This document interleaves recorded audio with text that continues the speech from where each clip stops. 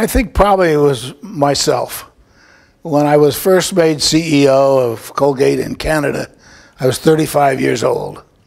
And I think my impatience was probably the biggest problem. I was used to doing things myself, but as you get higher up the ladder, you have to rely on other people. And you have to understand that, number one, they probably don't want to work as hard as you do. And number two, it takes time for them to understand exactly what you want them to do. And I wasn't very understanding, at least in the beginning. Later on, of course, that wasn't a problem.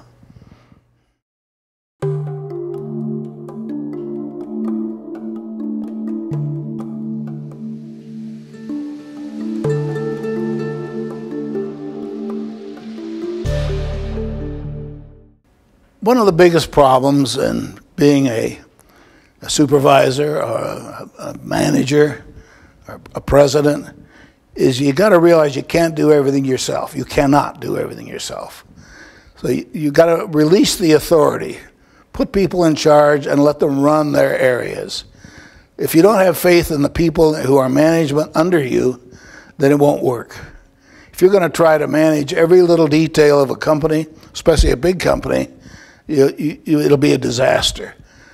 Be sure you tell the people under you what you want, commend them and congratulate them when they do it and do it well, and leave them alone.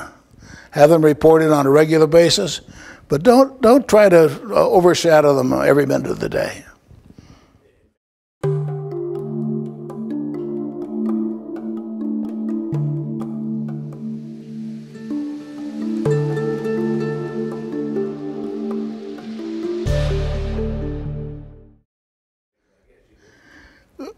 If you're with a corporation like I was at Colgate, that's a different situation. Those guidelines, those management communications lines and skills are pretty well defined. In a franchise organization like Canada Dry and Kentucky Fried Chicken, you have to remember that your franchisees are entrepreneurs and they're businessmen. And in most cases, they're millionaires. They know how to run a business. What you have to do, though, is involve them. If you try to run a franchise organization from the headquarters, that won't work either. These people have their own ways of doing things, and while they have to conform to the formats that you've set out in terms of a franchisee and franchisor, let them do their thing, but get them involved in the corporate aspects as well.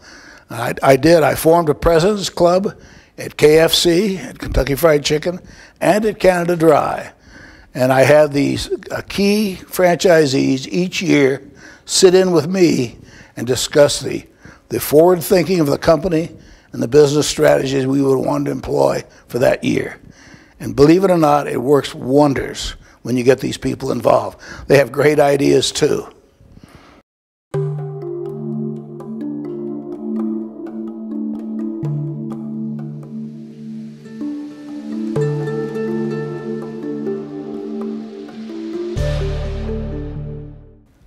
That's probably too complicated an answer for this short interview.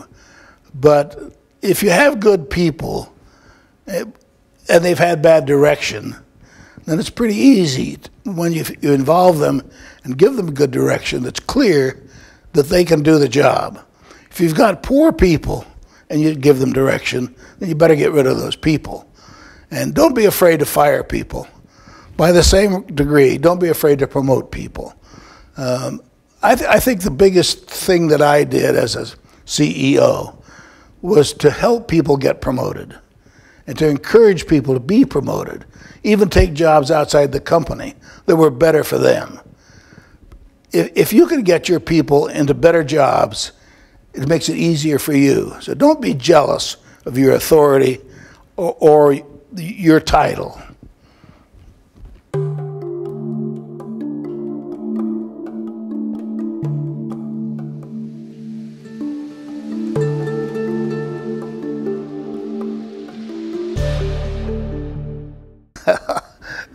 That was a major political problem when we realized at KFC that we needed a crispy product. The colonel wasn't very active in the company at the time. He was more a figurehead. He went to store openings. And, of course, he acted in all of our commercials. So what we really did was have our food people in the test kitchens develop the product. The product was finished and ready to go into the stores. But I didn't dare put it in the stores without the colonel's blessing. So I got him involved, asked him to help develop it. And the boys in the test kitchen really, and the girls, really showed the colonel what they had done, but with his direction. And in the end, he thought he had developed crispy chicken, and it went in all the stores worldwide and has been a great success.